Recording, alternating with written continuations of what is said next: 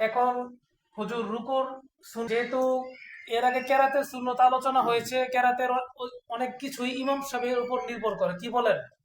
মুক্তাদি তেমন করার কিছু থাকে না, কিন্তু রুকু তো সবাইকেই করতে হবে। যে এটা একটু ভালো করে খেয়াল করবো কিভাবে রুকুর সুন্নত গুলো আদায় করে আমরা রুকু করতে পারি, আমরা একটু ভালো করে খেয়াল করি।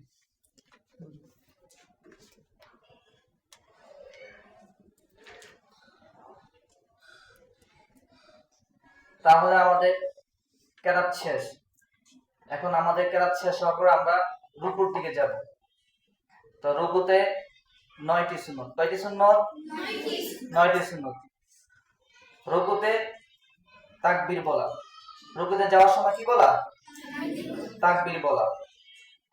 রুকু হতে রুকুতে উভয় হাত হাঁটুতে ধরা।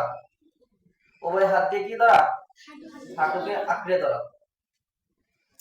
হাঁটু ধরার সময় আঙ্গুলগুলোকে ফাঁক করে রাখা, একবারে ফাঁকা করে রাখবে। রুকুতে হাতের আঙ্গুল ছড়িয়ে সেজদায় মিলিয়ে বাকি আরকানে স্বাভাবিক অবস্থায় থাকবে। পায়ের গোছাকে সোজা রাখা। পায়ের গোছাকে কি রাখা? সোজা রাখা। পিঠকে বিছিয়ে দেওয়া। মাথা ও নিতম্বকে বরাবর রাখা। মাথা ও নিতম্বকে কি রাখা? বরাবর সমান রাখা। রুকুতে কমপক্ষে 3 বার সুবহান রাব্বিয়াল আযীম পড়া।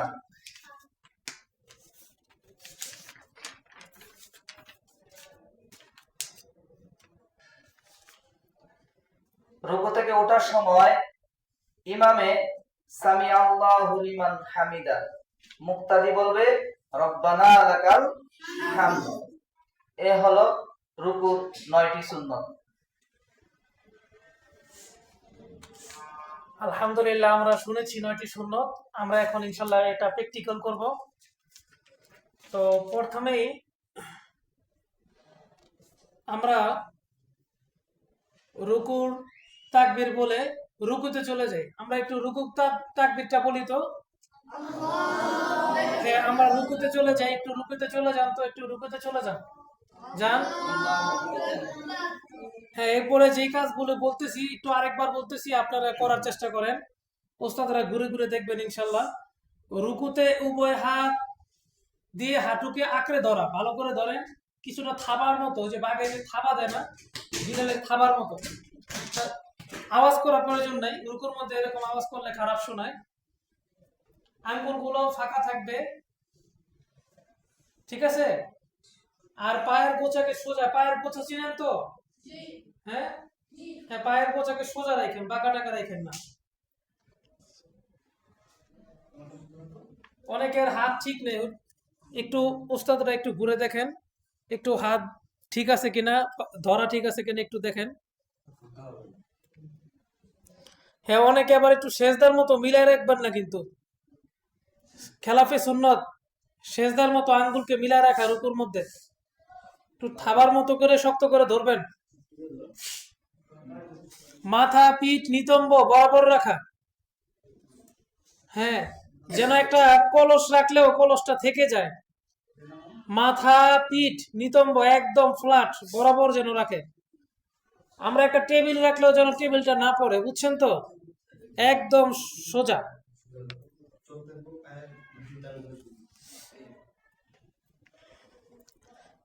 অনেকের এখনো সোজা হয় নাই, একটু কষ্ট হইতেছে, আমরা জানি কষ্ট তো একটু হবেই।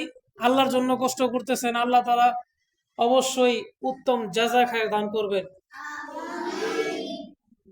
আল্লাহ তাআলা বলছেন না, ওয়ারকাউ মার রাকিন, তোমরা রুকুকারীদের সাথে কি করো? রুকু করো। অতএব আমরা রুকু শিখতেছি, আল্লাহ তাআলা অবশ্যই আমাদেরকে জাযা খায় দান করবেন। একটু কষ্ট করেন, একটু মাথা পিঠ কোমর সোজা রাখার চেষ্টা করেন।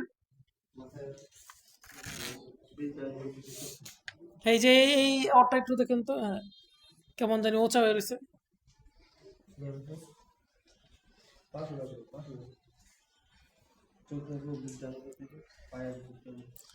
এদিকে মাশাল্লাহ খুব ভালো হয়েছে। তানবীর আরেকটু নিচে, তানবীর, হ্যাঁ, আবার গুজো হয়ে গেল কত। হ্যাঁ, গুজো হয়ে গেল, এইদিকে একটু মাশাল্লাহ ভালো হয়েছে। এরপর ওটা কি আব্দুল্লাহ নাকি? দেখেন তো, এই যে হয়, এই যে ওর পরেরটা। হ্যাঁ হ্যাঁ, গুজে হয়ে আছে, উটের কুজের মতো হয়ে আছে। রিফাতেরটা হ্যাঁ একটু নামাইতে হবে। এগুলা মাশাল্লাহ ঠিক আছে অনেকটাই। আব্দুর রহমান একটা সুন্দর হয়েছে, জিয়াদেরটা হয় নাই। এটা কেটা, জিয়াদ নাকি? হ্যাঁ। আর এই যে একটু দেখেন, এই যে রেজনের একটু দেখেন, হ্যাঁ।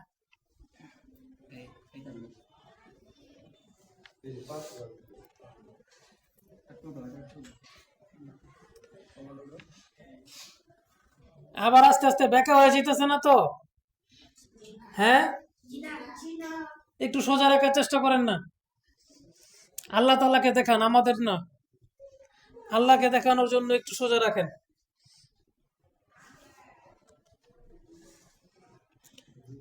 এই আফনান, মাথা উঠে গেছে কেন? আফনান, মাথা একটু নিচে, আবার একটু নিচে, আরেকটু নিচে। হ্যাঁ, আরেক।